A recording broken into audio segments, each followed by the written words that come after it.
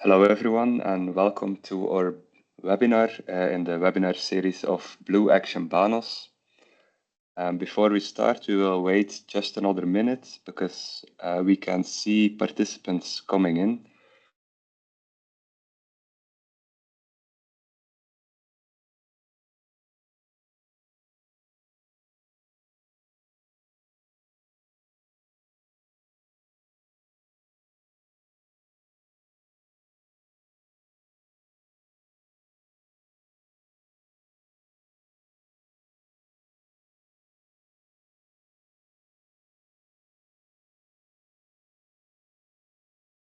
All right, let's start off. Some ground rules maybe first. This webinar will be recorded and it will be available on our BlueActionBANOS website afterwards. You should also notice that your camera and microphone during this webinar are disabled and you are not able to enable those. For questions, instead, we direct you to the Q&A tab in the Teams functionality here. So please do not use the chat for your questions, but rather use the Q&A tab, which is specifically designed for us to help organize your questions. You're also able to upvote each other's questions so that we can see the most popular questions in demand.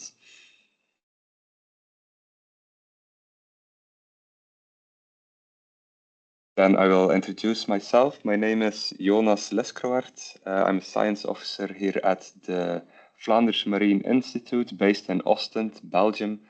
And I'm here with Sylvia and Franny from Submariner Network based in Berlin in Germany. They are the coordinator of our BlueActionBANOS project and they will assist in the chat and answer your questions in the chat.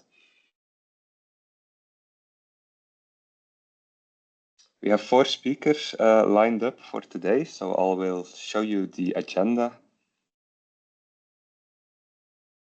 We will start with an introduction to the project, BlueActionBANOS.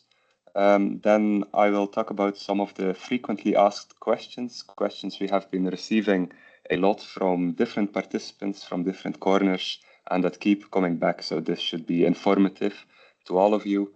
And then we will listen to 4 fantastic examples of projects that have engaged with local communities. And these are the type of projects that we would like to fund with BlueActionBANOS as well. And then lastly, we have some time for questions and next steps. With each of the 4 speakers, you will also be able to ask them questions. So for general questions about BlueActionBANOS, please use the Q&A and it will be answered by Sylvia and Franny. For questions to the speakers, please also use the Q&A and then we will relay that question to the speaker. And if you ask questions to the speaker, please keep it about their project and their work, not about BlueActionBANOS. And if there are very technical questions, then we may have to refer you to our email address for technical questions. And we have another partner in Poland who specializes in all the technical aspects of our program, and she will be able to answer your questions. You should also be able to flick through the slides independent of where we are in the presentation. And at any given time, you can return to the slide that, that we or the presenter is at the moment. So to start with the introduction, BlueActionBANOS situates itself within the system of EU missions. This is a new financing instrument, and it's designed to tackle challenges that cannot be solved by just science or just policy, but rather challenges that have to engage all of society. And one of these 5 societal challenges that was identified by the European Commission is the EU mission Restore Our Ocean and Waters, with the goal to restore the health of our aquatic environment and to move towards a sustainable system for our aquatic environment. We have three overarching objectives within our EU mission, Restore Our Ocean and Waters. One is to protect and restore the marine and freshwater ecosystems and biodiversity. Second is to make the sustainable blue economy carbon neutral and circular. And the third and last is to prevent and eliminate pollution of our oceans, seas, and waters. For your project applications, you should align with one or more of these objectives. So you can submit any kind of ID to our open calls, but it has to contribute to one of these three objectives in a broad sense. Within the EU mission Restore Our Ocean and Waters, we have 4 regional hubs. These are the Atlantic Arctic region, the Baltic and North Sea region, in short, the BANOS region. This is where BlueActionBANOS is active, as well as related programs such as BlueMissionBANOS. Then there's the Danube and Black Sea region and the Mediterranean. So please, when you submit or when you think about creating a project and submitting a proposal, make sure that you are submitting to the right region. So we have the BlueActionBANOS program within the BANOS region, but the other 3 regions have similar financing programs running simultaneously at this moment.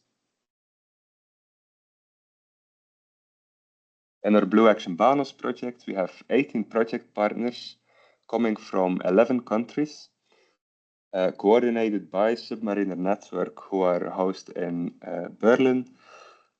We have a total budget for this project of 12.4 million euros, of which 9 million euros will go to third-party funding, so to projects that are selected for funding.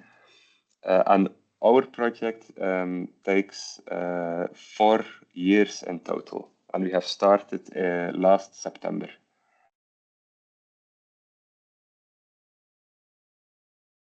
Our vision is primarily to afford financial assistance to third-party projects, but also to provide technical guidance and to assist in knowledge transfer to the selected projects. All of this to support the scale-up and deployment of solutions within the Mission Ocean system in the BANOS region. And we organize this through 2 open calls, which are both open at the moment. One is the community-led actions call. This is for consortia of 2 up to 12 consortium partners registered in the BANOS region. They can request a budget of 200,000 euros up to 2 million euros. And this should be for a 2-year program designed with action taking place on the ground. The second open call we have is for the transition agendas. This is the first of 2, so there will be a second call opening later within our BlueActionBANOS project for transition agendas as well, which is in contrast with the community-led actions, which is the only call within our program. So for the transition agendas, this is 1 up to 3 entities in a consortium with a budget to be requested up to 100,000 euros. And the idea here is not so much to realize immediate action on the ground, but rather to develop a plan for the future, a sort of sustainability agenda or roadmap. And this will take up to 1.5 years. This is our timeline, which runs in parallel for both open calls, so the dates are the same for both calls. We have launched all 2 of these calls in November last year, and we are now moving to the next time point here in our time series, which is the submission deadline for the project ID form on the 16th of March. So we have a two-step procedure for applications. First, you have to submit a project ID form.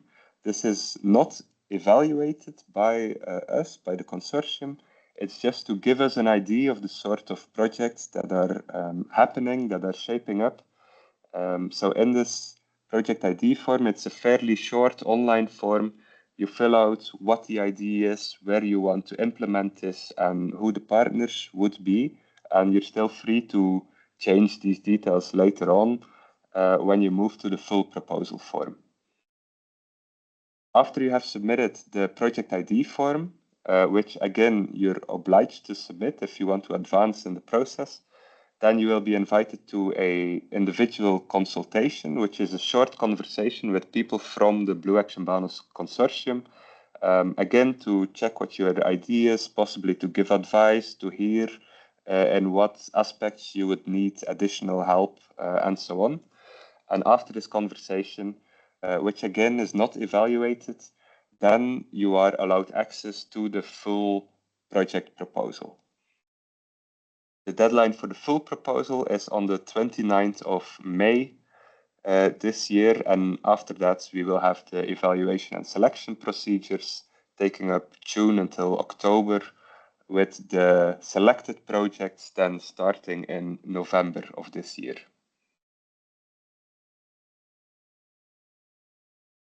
Then very shortly, what and who can be funded. So what can be funded? Any type of action. The ideas can be bottom up, but as I said earlier, it needs to be justified through the three objectives for Mission Ocean. And we have a list of possible actions that can be funded. We try to keep this list as broad as possible. And you can find this list in Annex 1 of the terms and conditions of each call. And that document, the terms and conditions, you can find it on the BAP website under the funding tab. And for who can apply, any entity that has a legal registration in one of the BANOS countries can apply to our program. And for descriptions of the types of actors and communities that can apply or that you can involve in your consortium, I will also refer you to the terms and conditions, again, to be found on the website. And we also have a more extensive clarification of what and who can apply in our previous webinar. So this is the second webinar of our series of 2 inspirational webinars.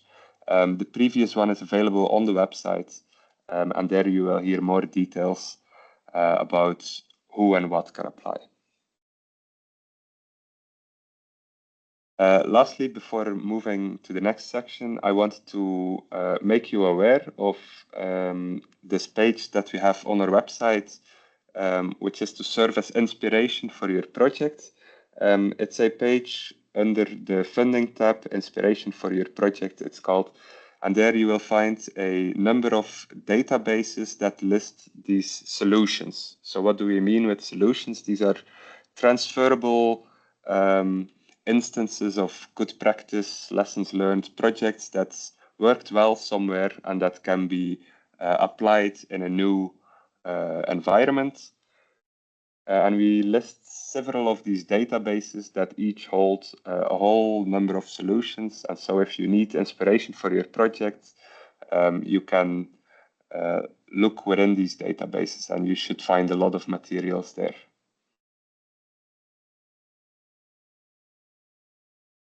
Then some of the frequently asked questions that we receive all the time through email or within our webinars that we deliver. These are also listed within a document, also available on the website. So for each call, there's a separate frequently asked question document. And I will also refer you to these documents as the authoritative version of the correct answers to these questions. And to go over a few of these questions, first, can I or my organization submit an application to both open calls, so both to the community-led actions and to the transition agendas? And the answer to that is We do not advise this, but technically, yes, it's possible. You can submit to both open calls. However, you should really be aware that each entity can only receive funding once from BlueActionBANOS throughout the whole project. So in the 2 open calls that we have right now and the 1 more call that will be opened later on, overall these 3 calls, you can only receive funding once as an organization, as an entity. Therefore, if you compete in both open calls, if you submit a proposal or are part of a consortium in both calls, and both projects are selected, then you have a potential issue because you either have to withdraw from one of the projects, which puts this whole project at risk of losing the funding, or you have to contribute to the project the way it was described in the proposal, but in kind, because you can only receive funding for one of the selected projects. Second, can I submit a full proposal without having submitted a project ID form or having done the consultation? No, you have to do both to gain access to the full proposal form. However, if you have not been involved in any project ID form or consultation up to that point, it's still possible for you to join an existing consortium as a partner if that consortium has submitted a project ID form. Then within BlueActionBANOS, we work with a lump sum payout. This is a simplified payment method, which is now maintained in Horizon Europe calls. That means we do not need the projects to present invoices and other proof of payments. Instead, we follow up on your action with what is called an individual integrated project plan.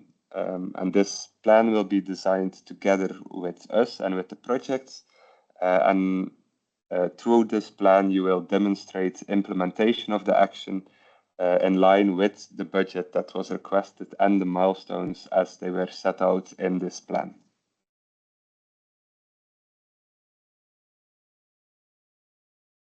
Then sort of an amalgamation of different questions that we received, but to which the answer is essentially the same. What is better? What makes a higher chance of getting funded? To keep a broad focus across the 3 objectives, of to really focus on one single thing, to apply with a small consortium or rather with a larger consortium, to stay very local, very national for your action, or to have a cross-national, cross-border consortium, to request a smaller budget or to request the maximum budget. And to this, we can only answer that none of these aspects are factored into the evaluation process. So we have an independent evaluation process with independent experts that will create your full proposal based on selection criteria. And none of these aspects in these questions are part of the selection criteria. What is important is to always argue why. Why do you have a certain focus? Why do you need this and that partner within your consortium? Why is the budget that you request appropriate for the action that you propose?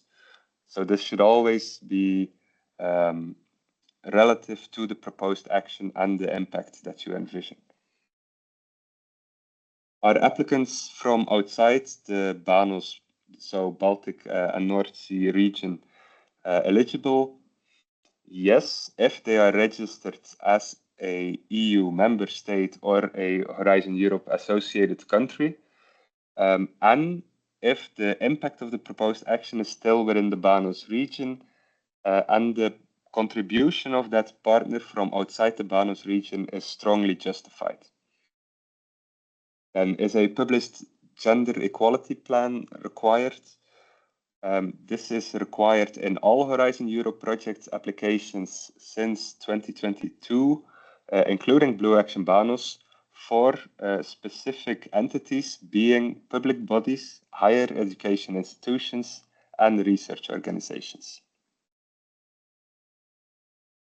And then I'll move to the last three questions here.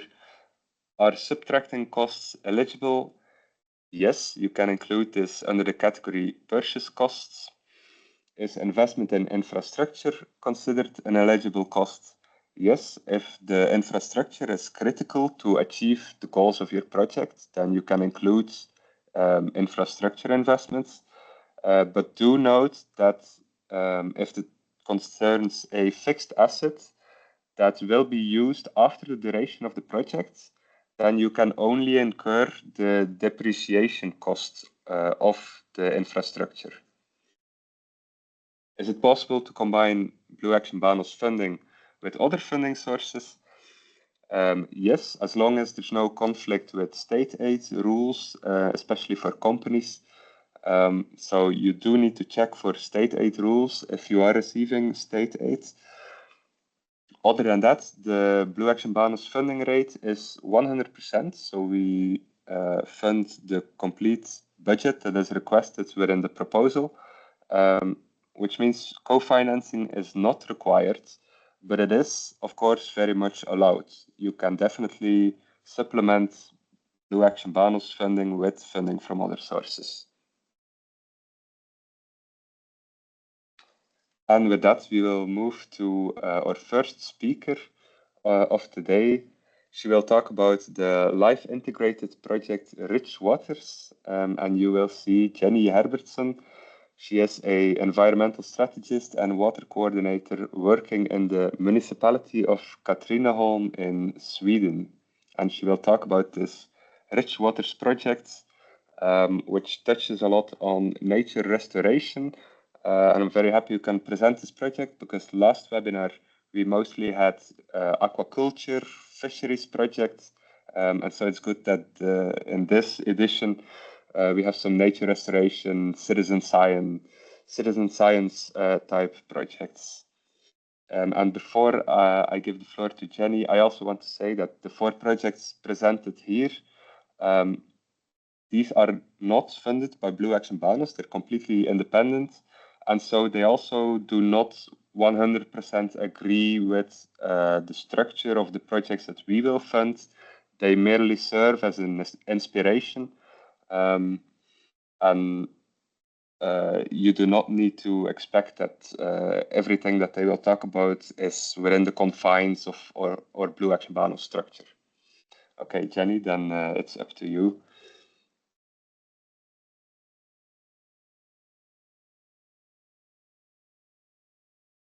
Do you hear me now? Yes, I can hear you. Yeah, okay, thank you. Yes, as Jonas says, I will talk about the Live Vapor Rich Waters project. And it has been a project where situated in the Northern Baltic Sea district, and we have been 35 partners, and the total budget has been approximately 30 million euros, and the project has been running for 7.5 years. And the goal has been to improve the implementation of the Water Framework Directive and to accelerate the measures towards a better status in the Northern Baltic Sea district and reach good water status in the Northern Baltic Sea. And this was the first integrated live project in Sweden. And as I said, we had a total budget of 30 million euros and 10 millions, which was from EU, and 5 millions from the Swedish Agency for Marine and Water Management, and 50 millions was sub-financing from the participants or co-financing. And the great thing about this Rich Waters was the broad partnership. The project bring together many of the organizations that have an important role in the water management. The 35 project partners were representing local, municipal, regional and national levels. And it was including the NGOs, companies, municipalities, landowners, authorities and research institutes. And as you see on the screen, it was a very broad mix And the work in the actions has also involved a large number of other stakeholders from other organizations, and in some of the projects it has also been international exchange of knowledge.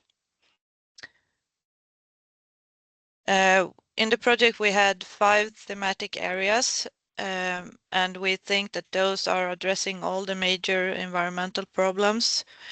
It was free fish migration, environmental pollutants, water planning, eutrophication internal, and eutrophication external.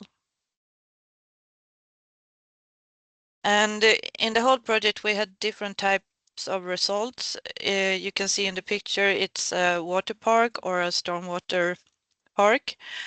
And we had direct environmental effects and concrete measures, good example as this one. Contribution to water administration, decision-making tools, methodology development, new solutions and new technology. We had project development, networks and new forms for cooperation, visibility and public debate, social and economic effects. And now I will tell about our main project, actions against internal phosphorus loading in lakes and coastal waters. And it was the low flow dredging in Lake Öljan. And what we have done is that we have been sucking up the top layer of sediments with a very low flow.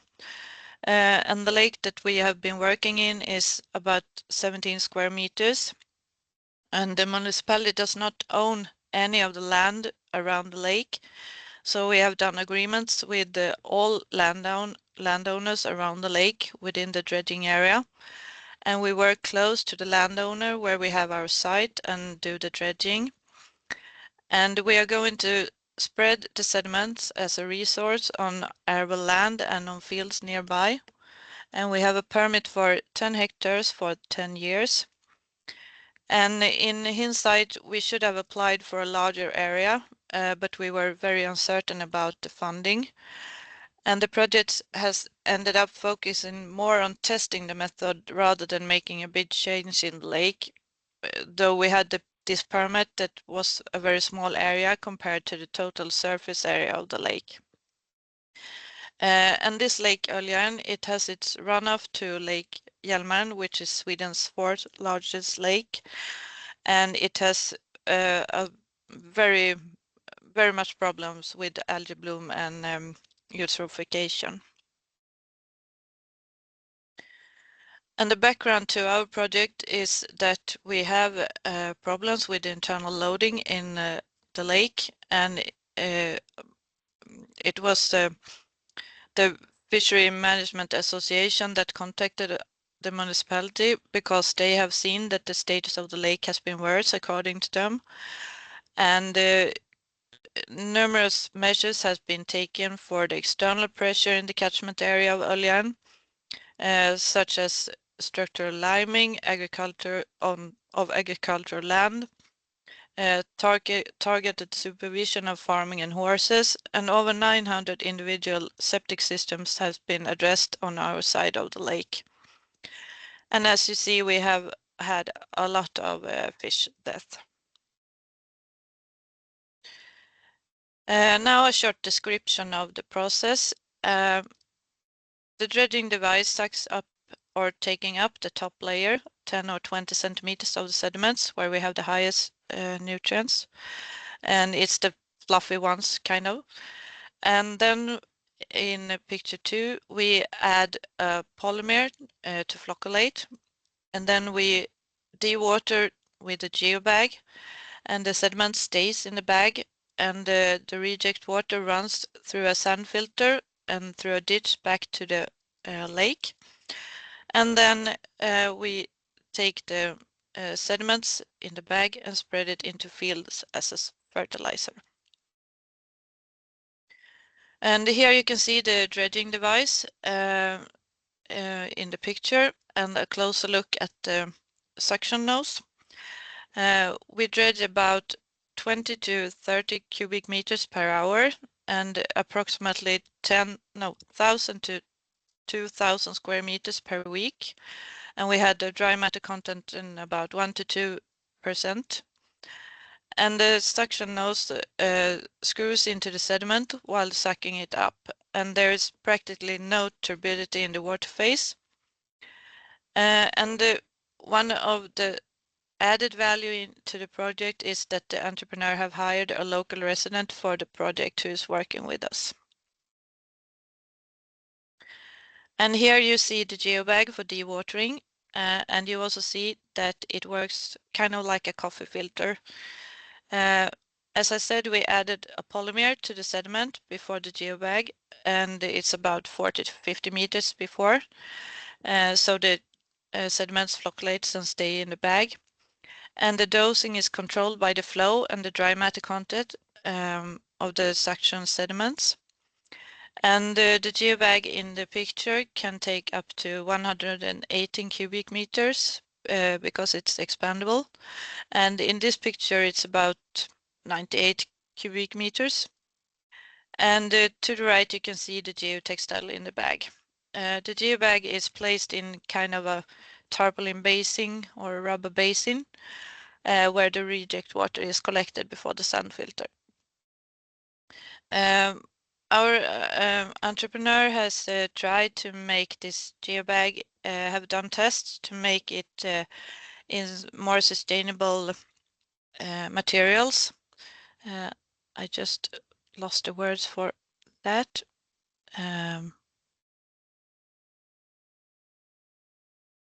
Yeah, I don't remember the English word right now, but in a natural fiber.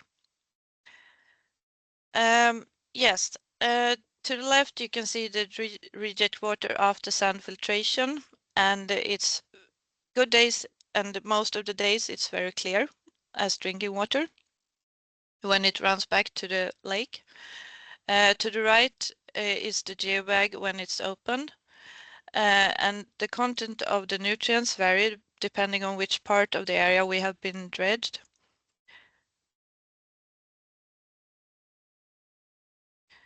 And when the bag is opened and cut off, we emptied with a regular excavator or front loader, and the sediment, as I said, is spread on agricultural land. Yes, here I see casting or nettle fibers they have been looking into.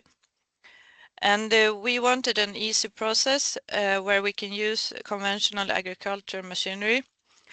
And if someone is interested, we have made a little film about the project, so you can see the link in the bottom of the slide. And now back to the big project, the Life EP. In the project, we were also had the possibility to apply for complementary actions. And as you can see on the slide, there has been large quantities of complementary actions connected to our project, and those are funded with internal and external funding connected to the LIFE project.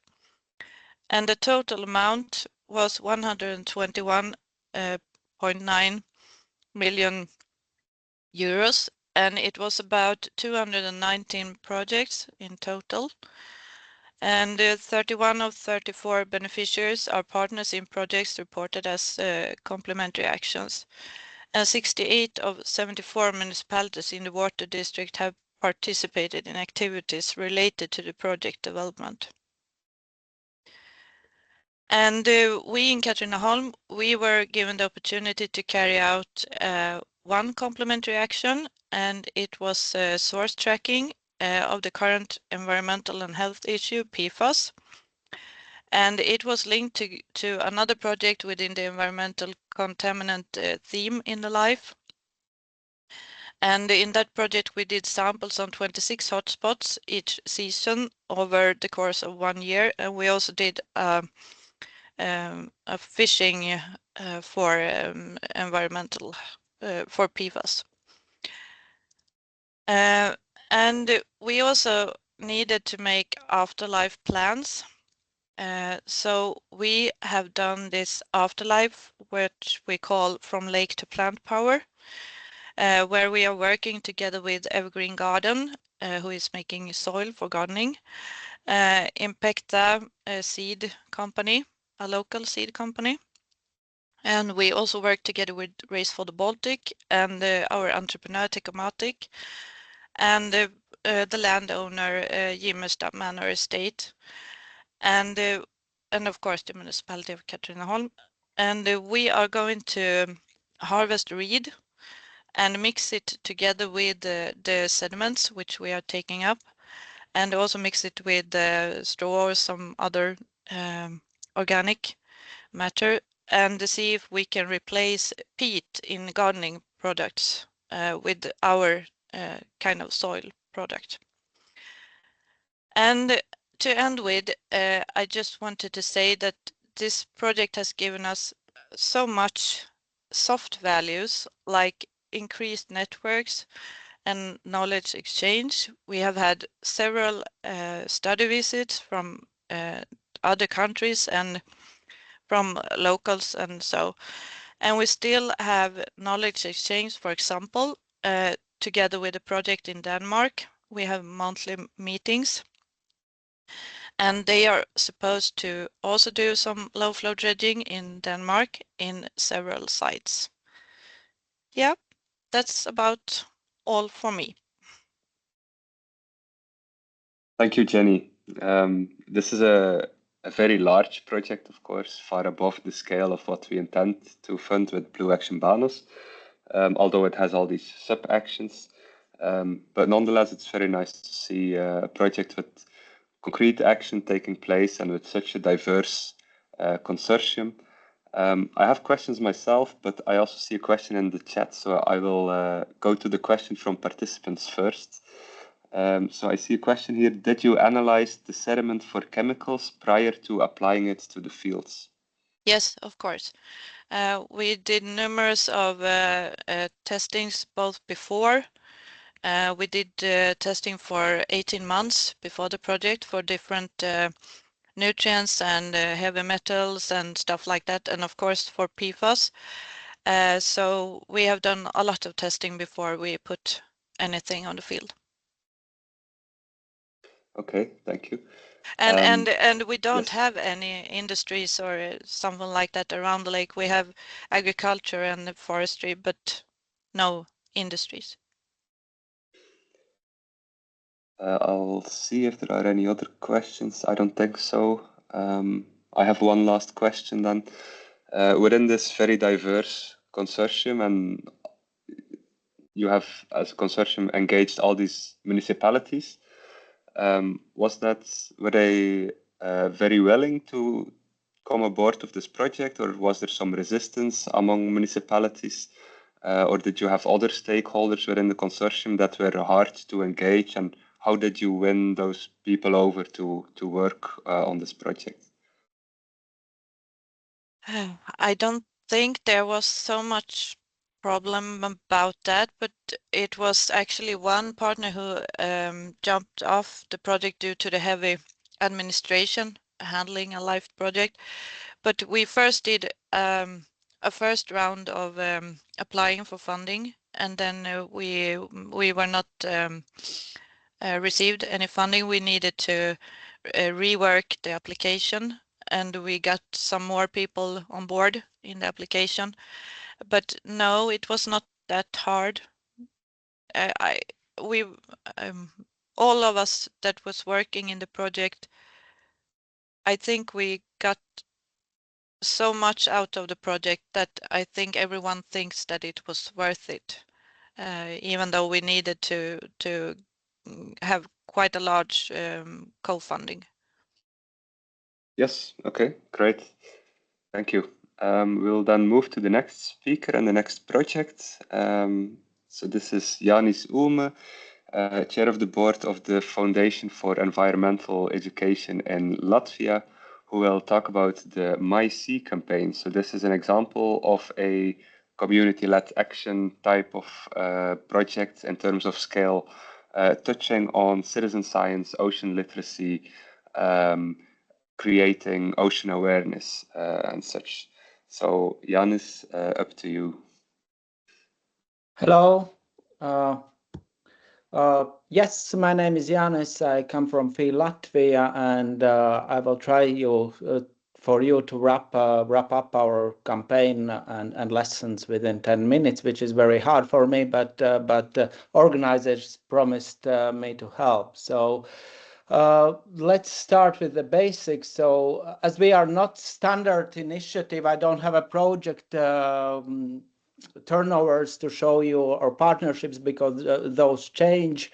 But I wanted to start with a history of campaign to give you in a nutshell our experience and what we are talking about. So actually, campaign has an international roots. It started up thanks to the cooperation with our Baltic Sea colleagues and the international project Marlin in 2012, when actually marine litter issues has climbed up political agenda and the fact of a data gap was discovered. So around the Baltic Sea in several countries, we started to work on the issue. And when we thought how to do this in Latvia, in country where it was comparatively new without data available, especially on beach marine litter, we had all the usual ways how to do it in front of us, but we decided either we were tired by ourselves from all the usual publications, conferences, and workshops and reports, or whatever other reason, but we wanted to do something completely different. So we did. We closed our offices,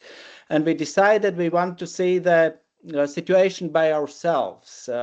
We will go to the coast, to the one border, and we will walk towards the other border, from border of Lithuania to border of Estonia, and we will see ourselves. We will gather the data. We will have this snapshot. It was intended to be a one-time initiative in the project, just to fill the data gap for HALCOM and national institutions. And at very late stage of planning, we figured out probably there are more crazy people around the Latvia, so why not invite somebody else?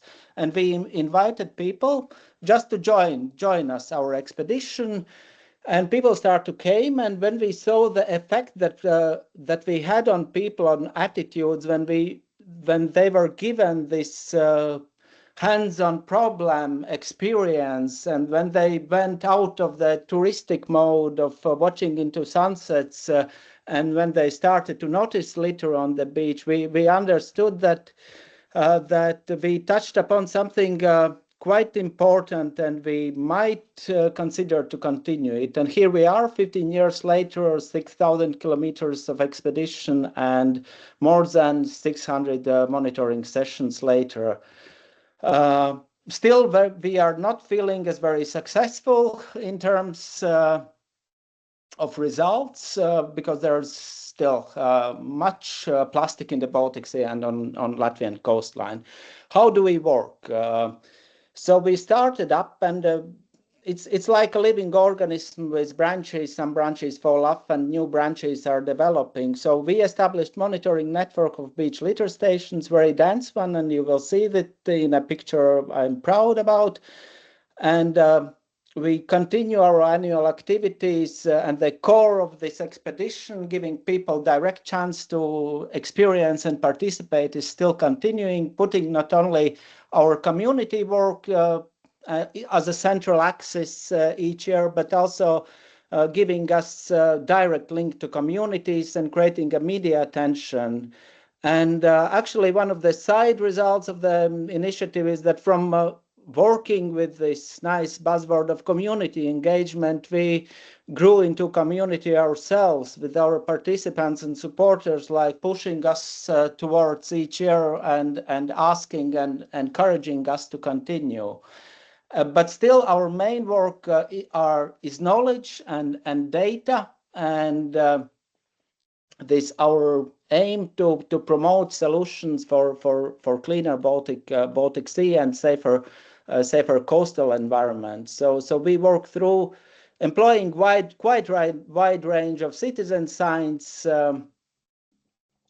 instruments, whatever need we need those. And we work heavily through voluntary engagement because without them we wouldn't be able to carry on. Throughout the year, apart from the campaign, we do the advocacy because our data provides a wide range of possibilities to know where the problems are and solutions are, especially when talking about marine litter. And we are employing our own range of different informational activities, educational activities, and campaigns. And we are trying to pilot best practices and solutions in the later years. What have been done? Yes, you see this. You see the from map with the Baltic Sea. You see those blue dots, and in Latvian case, very dense blue line. Those are beach litter monitoring stations. We created at least around the Baltic Sea, the densest monitoring network, currently serving also as monitoring. National monitoring program for beach litter under the Marine Strategy Framework Directive Descriptor 10. And thanks to the fact that we have this broad data available after each 10 kilometers of our 500-kilometer coastline, and we walked this route every year, we have a knowledge. We know every entrance, we know every inch of our coastline, we know what changes of management routines and what changes of infrastructure affects coastline in terms of our focus and how, whether for good or bad. And thanks to that, we have a better credibility when talking about solutions, and that's what we do. We try to do data-supported action promotion from very local level with municipalities and enterprises to the national and international one. And of course, the community engagement and outreach is still our second core things. So we are doing that. But I wanted actually to try, as we are a non-standard initiative, I wanted to share our reflections and lessons in the time I have still. That probably be, I don't dare to say valuable, but some points of reflections also for new initiatives applying to, trying to set up and applying for new funding and planning there. So first reflection and lesson about when talking about setting up new ideas, think about it and try to make it direct. We live in an information oversaturation age, and we live in the age where people, it's not enough with information and education because people are filtering it out and like growing some immunity to usual methods of talking about environment. So our experience is as much as co-ownership you give to people, as much as direct experience you give to people, as much hope you have to reach them and to break through those filters and immunity. Second reflection is about, especially about new ideas and new consortiums, make them diverse. Each method, each activity is kind of tool in your toolbox, and every tool is important. The meetings are important, and publications are important, and conferences are important, and research is important. But you can talk about environment in many different formats, and with every tool you get new auditory, probably. You can talk about environment and touch some auditory with fun activities. You can talk in a language of culture and music. We even had our volleyball tournament, I don't know, which was very unsuccessful for us as organizers, but still, with each tool is important. And finally, be patient. Changes in an environment takes much more time than project timelines, and don't burn yourself out. And sometimes you have to be patient about choosing your sources of funding as well. And my advice is don't fall for every new buzzword. As an environmentalist, I lived through 30 cycles of those, and trust your idea. So, and yeah, that was it from me. I almost managed. Thank you, Yanis. Very good. I certainly do think your lessons were valuable. Also, you stuck within the time, so thank you for that. To the viewers, if there are questions to Yanis directly, please put those in the Q&A. I will have a look if there is anything coming in. And in the meantime, Yanis, I do have a question for you. At one point, you talked about piloting solutions. In that case, do you mean solutions that you invented yourself, as in the way you started walking along the beach, or have you taken inspiration elsewhere, seen things that worked elsewhere, and integrated those within your campaign? Yes, mostly we are trying to learn and promote best practices that we see around. And sometimes we grab best practices from Latvian coastline. We see that one campsite in example invented such an easy solution, and we try to promote that. But mostly it's within our capacity, which is limited. Mostly these are either nudging or gamification or some small infrastructure object that we try either pilot by ourselves or sell to our cooperation municipalities, the idea of that this might work. So that's more or less. But we are trying because there's so much best practices, even if we narrow it down around Baltic Sea, and so much easy solutions to the problems. Yes, okay, thank you. Yeah, we have this idea of, well, in some of our BlueActionBANOS documents, you will also see that the proposed actions need to be innovative. But what we mean with that is innovative within the local context where they take place. So we definitely want to encourage anyone writing up a proposal to look elsewhere, look what has been done, what has worked, take those solutions, and then apply them to your local context. And that's all we mean with innovative. We don't need you to reinvent or invent all kinds of new stuff. Okay, then I'll move to the next speaker.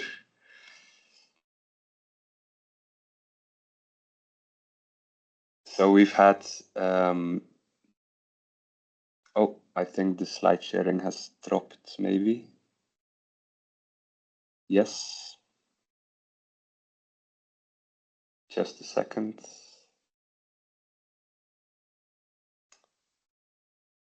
I am resharing the slides. So we've now had two examples from community-led type of actions. And coming up, we have two examples of actions that more align with the transition agendas that we aim to fund. So in these projects, perhaps there will have been actual action taking place, but there will also have been a planning component, and it's this planning component that is central to our transition agendas. And then our next speaker will be Lancelot Blondeel. He's a researcher at the Flanders Research Institute for Agriculture, Fisheries and Food, and he will talk about Visserij verduurzaamd, a transition agenda for sustainable fisheries and market access. There you go, Lancelot. Thank you. I hope you guys can hear me now. Yes? Yes, I can hear you. Okay, so good afternoon, everyone. My name is Lancelot Blondeel, and as Jonas already said, I'm a researcher at ILVA in Belgium.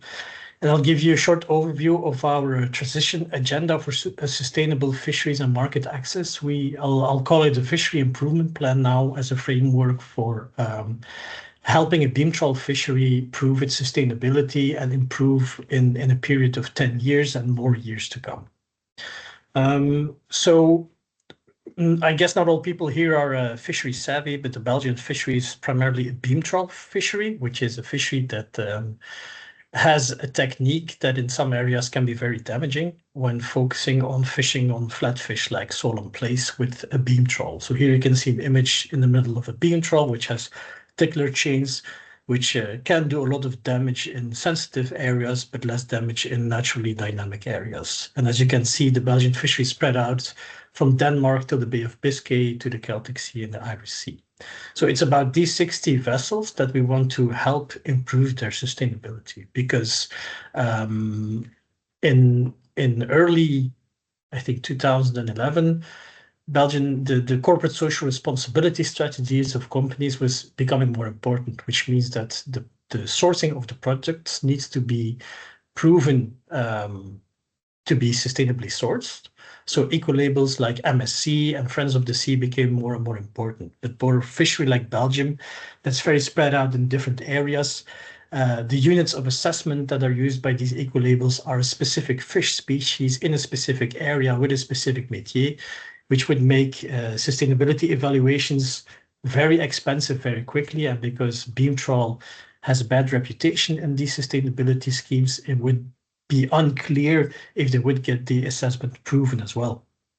So it's too costly and too risky for them, but still there was an incentive to improve sustainability. So in 2011, our government, together with our fishery PO, signed a deal. Okay, let's do it ourselves. We have points to improve on. Let's start a community around it to find the most important areas where we can improve our sustainability and do these improvements in long term, gather data, and then maybe get assessed by MSC or do it in our own way. So in order to create a plan for improvement, 2 projects were started. The left project was led by an NGO, which is called VIS Traject, which is like the long-term idea is of what we understand about sustainability in our fishery and what are the goals for ourselves. And then Valdevis, which is a tool that I work on, is then the system to measure the progress in this plan. So we try to approach it holistically. Socially, economic, and ecological indicators were designed to as a set of KPIs to measure how well our fisheries improved. So we could not only evaluate our fishery in general, but also up to fleet level, and have the ambition to provide advice to vessel owners on how they could improve their sustainability. So in short, the stakeholders, we had environmental NGOs, Natuurpunt, which is a local one, and WWF, which everyone knows, the province, the BFPO as a producer organization, us as a research institute, and was a project that was funded in a chain of projects up until now. And I think in total it's about €2.5 million that it has cost up until now from different sources of funding. And from the market aspect, retail, fish auctions, and processors have a lot of influence in our steering groups to decide or to help shape how this sustainability assessment method could lead to more market access later on, because the visiting Duurzaam Fish is now in some larger retailers in Belgium, so it has reached the market access for these vessels. So I'll just be very brief about how we do it. So we have the tool, which has a set of 10 indicators, and the bonus indicator, which rewards vessel owners to focus on things we would like them to work on in the short term, like automatic data gathering on the vessels. But you have a large ecological component with the classics like bottom disturbance and stock status. You have social aspects with our well-being, the guardians of the sea, and safety on board. And then fishing effort and financial stability to have an estimate of how healthy our current fish companies are, because sustainability is a different story in each of these aspects. How do we gather data? Well, we use existing data sources like IC's data sources, but also questionnaires and banking information to then calculate these indicators and provide overviews from vessel level, even up to trip level, to sub-segment level of smaller vessels, for instance, and then also measure the trends in the entire fleet level to then discuss with policy, like what should be the focus points these coming years. So like I said, how do we use it? We have individual assessments to help fishermen understand where they can improve, monitor the health of the fleet. And then later on, we noticed that, okay, it's not because we know what we could do that it's enough to motivate vessel owners to improve their sustainability. So together with the retail and many different partners, we created a market incentive to recognize vessel owners that are doing efforts up to a certain minimum and reward them with a kind of market recognition, initially at the auction. So how does this exactly work? Well, this is then the fishery improvement plan aspect. From all these 11 indicators, we combine a weighted average with the highest weight in ecological aspects. And then we say, look, there's a lower bar that the vessel at least needs to be at to get a recognition. And then it has 3 years time to get above the higher bar. And in that 3 years, it needs to be above that. Otherwise, it will lose the recognition. And after that 3 years, the bar is then put higher again in this continuous pathway of improvement. So we never say the fish of Visserever Duurzaam is sustainable. It's more that it's in this trajectory of continuously improving upon itself in the coming years. And now we're in the third cycle of improvement. So an important part is we just don't say to the vessel owners in these 3 years' time, this is your score, get on with it. We have together with them at least once a year a sit down, sometimes 2 times a year, because we make per vessel a custom improvement plan. And for that, we have an online tool that you see here, which is the Valdivis website, where they can check their score, but they also can see in detail how their scores are improving in the coming years. And then we also have a specific advice document called the improvement plan on how they can improve their specific scores. But we also give them information like the tool here in the lower right corner that shows that, which is part of the bottom impact indicator. Each dot is where a specific fishing event has taken place for that vessel, and the red zones are the ones that are too sensitive and should be avoided. So we kind of try to nudge them out of that area, and that will lead to an improvement, which will then lead them to keeping their market recognition. So the market aspect was launched in 2018. Of the 60 vessels, then 56 joined, and initially it was only on the auction clock. Now it's already, we're starting to get to work on the chain of custody, so to get the label itself also on products in the market. So if you're from Belgium, for instance, on the coast, you can find Visserever Duurzaam in smaller shops, fishmongers is the word I'm looking for, but also in larger retailers like Carrefour and Deleuze, but only on the coast right now. And the promise we have towards vessel owners is that it will not lead to a price premium, but it will lead to more market access. And that is also what has been realized now, and only because our retailers are very close in the steering groups of this project. A new challenge, for instance, is the CSRD, which is the European rule of proving sustainable sourcing. And for that, we're also adapting the methodology to comply with CSRD, so the retailers can also sleep on both ears in this aspect. So then, very short, I think I have a few seconds left. What worked is the co-creation with all the stakeholders, and the stepwise improvement is also a good approach. The auction visibility also makes it clear for all stakeholders what is at stake. But methodology-wise, on setting up the plan for improvement and for transition, there's a big difference between measuring things and making advice on how to improve. A stupid example is if the financial stability is low of a company, you cannot say to that company, make a larger profit. That's a stupid advice, although that is what the numbers say. So we changed our methodology more to make, instead of just measuring, making things more actionable so that vessel owners know what to do with the numbers instead of just having this analysis paralysis. And then in short, then having with the stakeholders a good consensus what sustainability is, and making these expectations of sustainability fair for all types of vessels, larger ones with more investment capacity and smaller ones that have less margin to do this kind of stuff. I'll leave it at that for now. Thank you for your attention. Thank you, Lancelot. Very interesting. Again, to the viewers, if there are any questions, please put those in the chat or Q&A. Well, rather Q&A, but I'm also monitoring the chat just in case. I will just have a look here.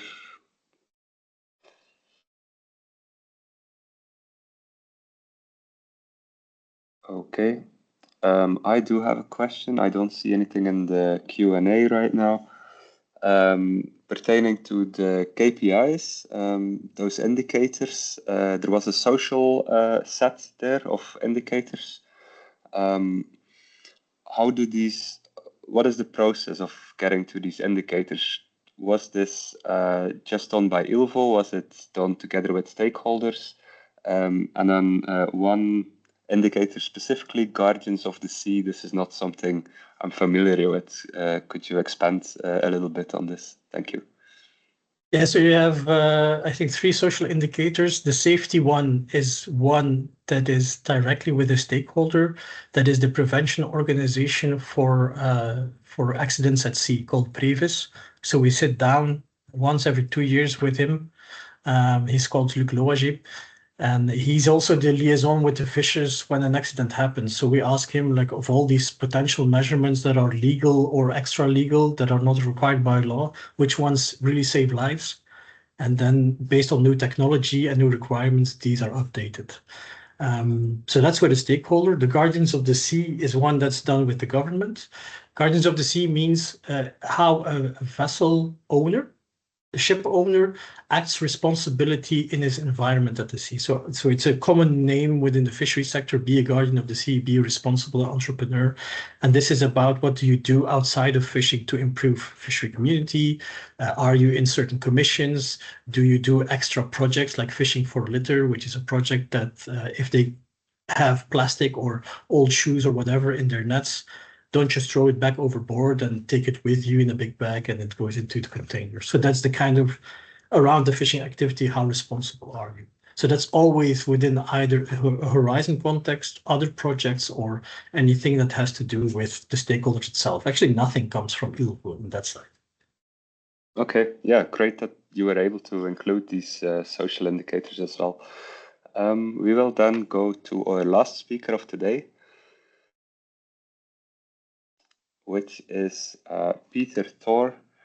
He is a senior researcher at the Swedish University of Agricultural Sciences, and he will take about the 8 Fjords project taking place in Sweden and the transition there to ecosystem-based management. Peter, I'll let you control the slides and start your presentation here. Yeah, thanks. So the Eight Fjords project is a project on the west coast of Sweden. It's a collaboration between 5 different municipalities and the Swedish Agency for Marine and Water Management and the Swedish University of Agricultural Sciences, where I'm at.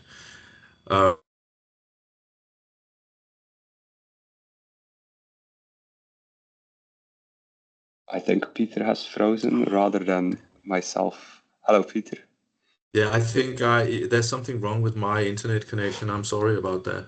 Okay, I think most Can of you the hear time me? it works fine. We hear you now, yes. Okay. I don't know how far I got, but anyway, but this project is a project. It's a long-running project with these municipalities for transition to ecosystem-based management, and it's funded by the Swedish Agency for Marine and Water Management. So this is how it looks in the Eight Fjords area. It's an Sorry, area Peter. of Sorry, I'll have to interrupt here. yeah. I do not see your slides advancing. So if you could try again to request control of the slides. Yes, I think it's fine All now. right. Okay, go ahead.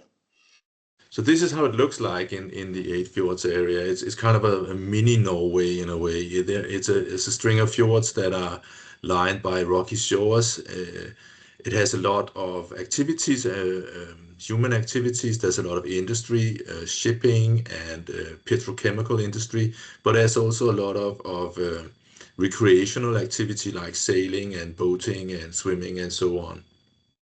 So there's a lot of sort of potential goal conflicts in that area.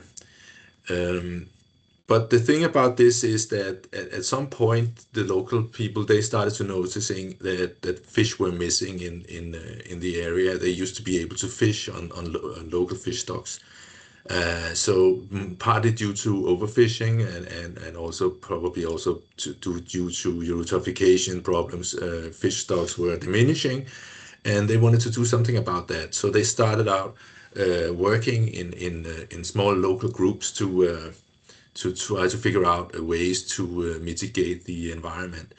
But the Agency for Marine and Water Management took over in 2021 and started a pilot study, Swedish pilot study for ecosystem-based management, and that's where we're at now, and that's where I came in.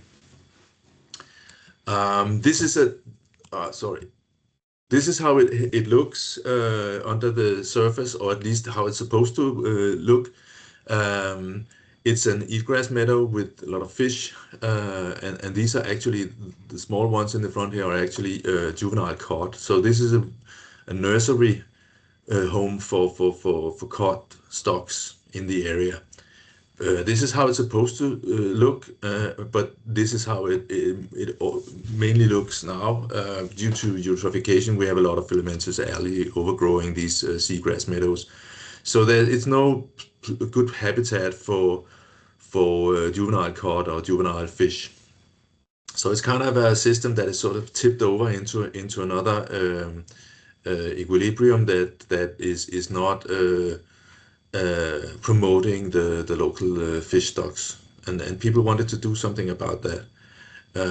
Also, I should mention that there's sort of a working hypothesis that the overfishing has caused the big predatory fishes to decrease, which has increased the mesopredators that eats these grazing invertebrates that keeps the filamentous algae down. So we have this kind of a top-down trophic cascade that promotes this kind of overgrowth. So the goal is to try to get these guys back, to diminish this, to be able to get even more of these guys back. Now I did something really, yeah, I advanced it by mistake. So that's kind of the working scenario for this whole study. So because it's a pilot study for ecosystem-based management, there's this kind of a standard action plan for ecosystem-based management with a lot of buzzwords in it. It has to involve local actors and stakeholders and all the different kinds of actions or activities in the area, the way that the ecosystem is utilized, the ecosystem services that it provides us with. It has to be transparent, adaptive, and dynamic. It can change throughout time in several different ways.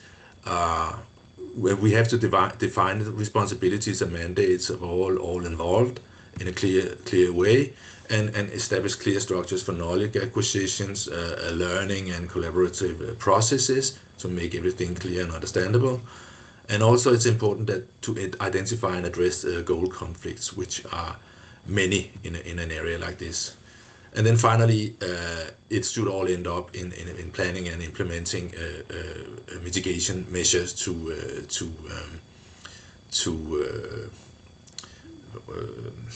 bring back the environment in the way that we want it. And these actions should be stable and long term, with a long term commitment and with strong local anchoring and funding. So those is kind of the playing rules of ecosystem-based management.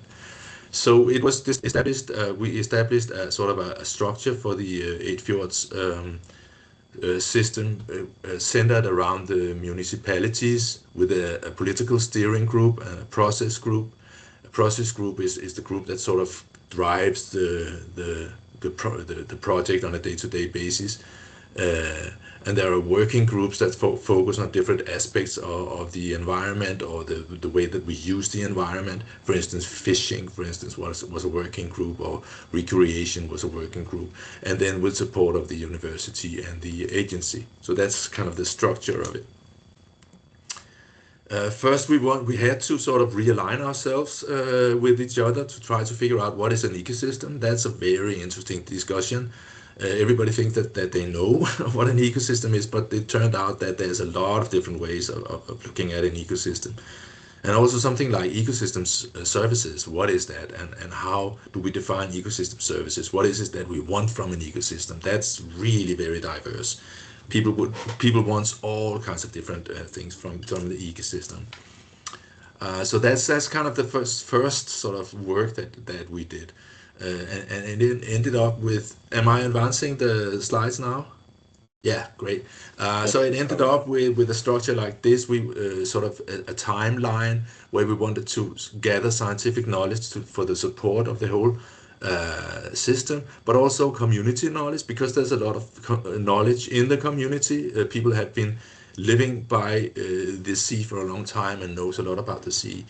So these two kinds of knowledge would then sort of amalgamate into an assessment of the ecosystem services that the area provides, and also the stresses that we apply to it, to try to figure out how to best instigate mitigation measures in the area. So what we did was we applied the scientific knowledge from the university with a big thick report on the ecosystem and how it looks. And for the community knowledge, we did something called participatory GIS. And that is that we there's something wrong here, like that.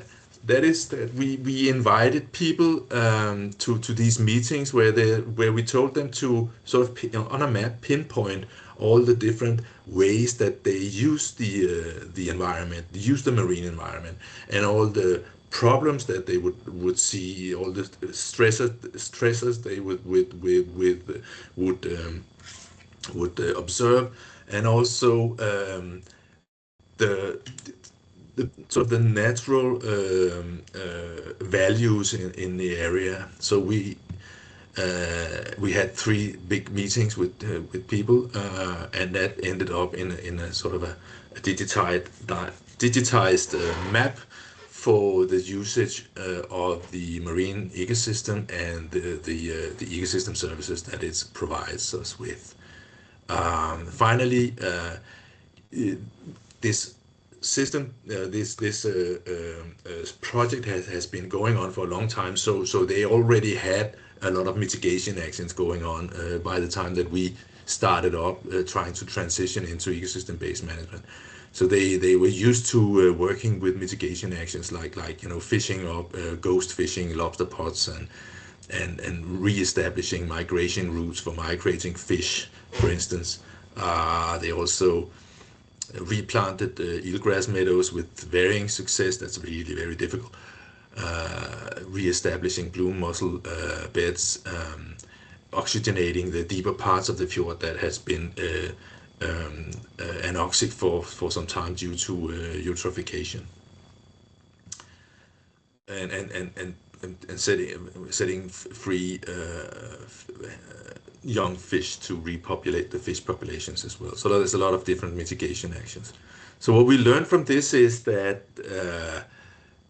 first of all, we found out that despite the fact that we were supposed to sort of establish formal mandates for all the different actors, we found out that we didn't want to do that from the beginning. We wanted to keep it loose in the beginning, and that's turned out to be an advantage. That do not sort of stick to concrete structures, but try to keep it open and the dynamic in the beginning, so that you create this space for collaboration among a diverse range of actors in the area. And that creates also the possibility that different types of governance approaches can be combined.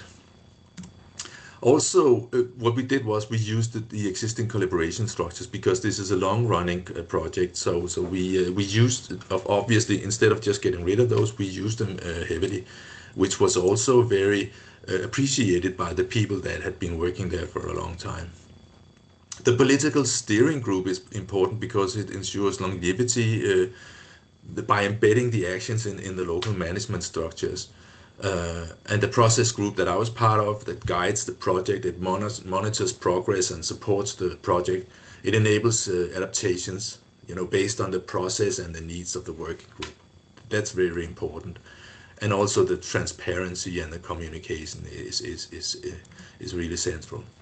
But what we also found was we had a core funding that sort of enabled us to sort of seek additional funding. So we had people that had, we could free up time for people to actually seek for more funding to keep the project going. So I guess that's the lesson learned.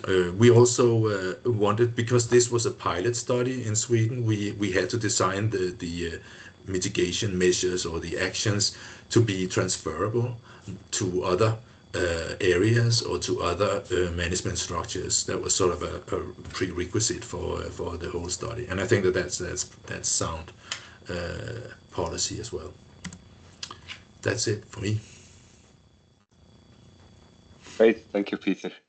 One question I have to go forward here is regarding the participatory planning that you did with the citizens, really pinpointing things on the map, which seems or sounds like it has been very successful. I think you mentioned 4 of these sessions. So how do you reach these people?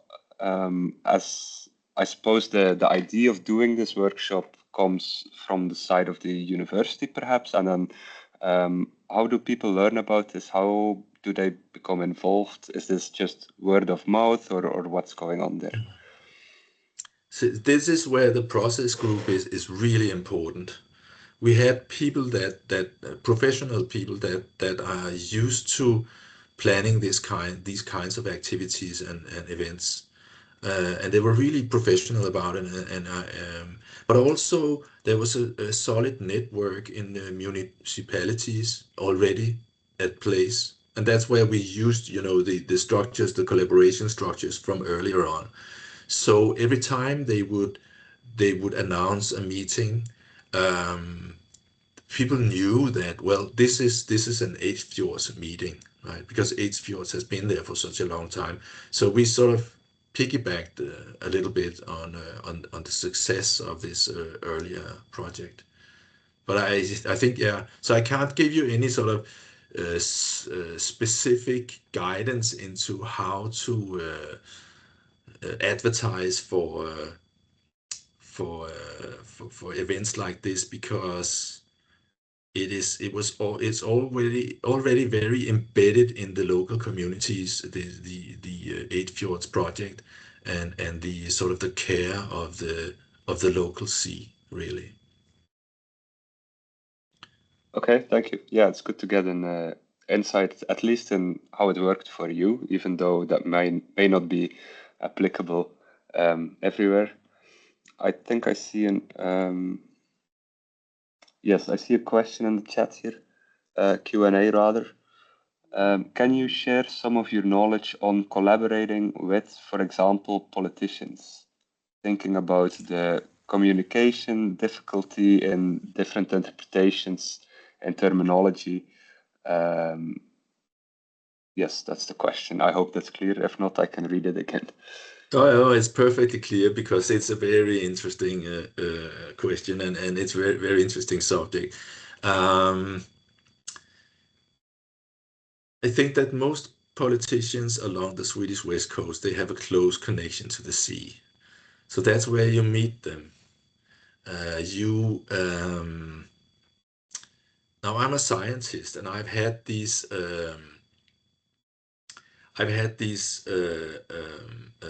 lectures.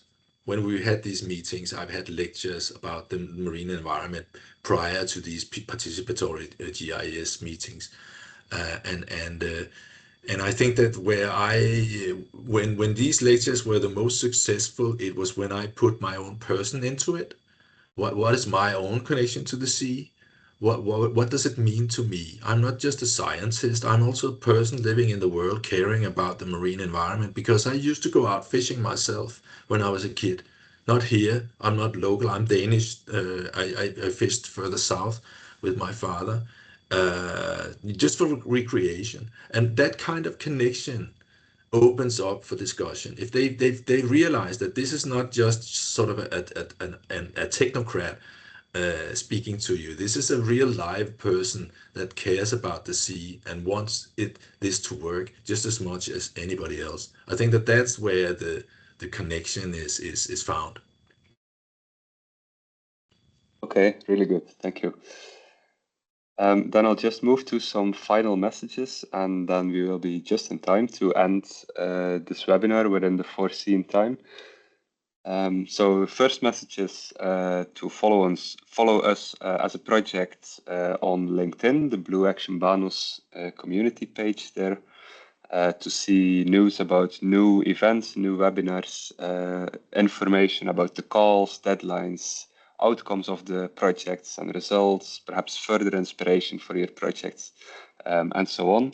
Similarly, we have a BlueActionBANOS community page on the platform BlueBioMatch, which is the QR code there in the bottom. This is an interactive sort of Facebook group type platform and page where, for example, we have potential participants of the BlueActionBANOS programs asking for consortium partners and so on. So there's a matchmaking going on there. So if you lack a specific partner in your project, or you are a sole partner looking for a consortium, you can advertise it in this community page on BlueBioMatch. Then another reminder to prepare your project ID form by the deadline on the 16th of March, and then have your consultation. And then in terms of our webinar series that we are running with BlueActionBANOS, this was the second and last webinar meant to inspire your ideas for project proposals. But after the 16th of March deadline, we will have another series of webinars designed to help you with developing the full proposal. So this will be, for example, about how to define your KPIs, how to do your monitoring within the project. We will most likely also do a webinar specifically for matchmaking, where partners can do a short pitch and perhaps find a consortium in this way. So that will be coming up after the 16th of March, and then a call to submit your full proposal before the 29th of May. And for any additional questions having to do with BlueActionBANOS and the open calls, you can reach out to bob_helpdesk@fundingbox.com. And then at the very last, I want to sincerely thank all four of our speakers for presenting their interesting projects. And I'll also remind everyone that the recording will be available online, so you can also forward this to other people who may have missed it, but would nevertheless be interested. And with that, we will conclude our session for today. Have a great rest of the afternoon. Bye-bye.